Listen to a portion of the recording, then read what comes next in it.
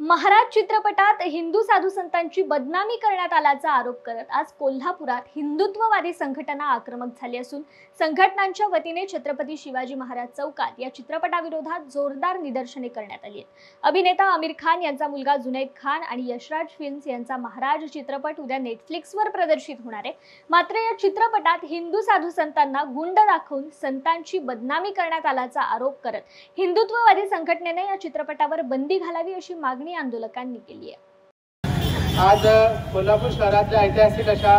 छत्रपती शिवाजी महाराज चौकात हिंदू राष्ट्र जागृती आंदोलन हे जे आयोजित केलं आहे त्याचा एक प्रमुख उद्देश असा आहे की 14 तारखेला म्हणजे उद्या नेटफ्लिक्सवर महाराज नावाचा एक चित्रपट रिलीज होतो आहे। या चित्रपटामध्ये आमिर खानचा मुलगा जुनैद खान याने मुख्य भूमिका साकारली आहे आणि या चित्रपटाची जी पटकथा आहे तर ही इसवी सन 1862 मध्ये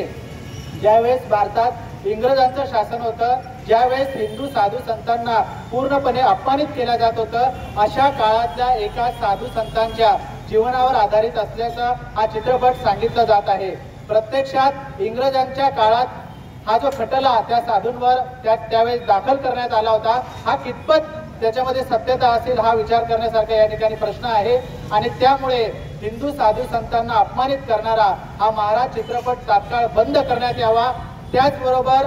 यशराज फिल्म्स, नेटफ्लिक्स, त्याचबरोबर जुनैद खान आणि आमिर खान यांना सुद्धा यांच्यावर कठोर कारवाई या संदर्भात करण्यात यावी अशा प्रकारच्या मागणीसाठी आज समस्त हिंदुत्वनिष्ठ संघटनांच्या वतीने या ठिकाणी आंदोलन आयोजित करण्यात आलं आहे।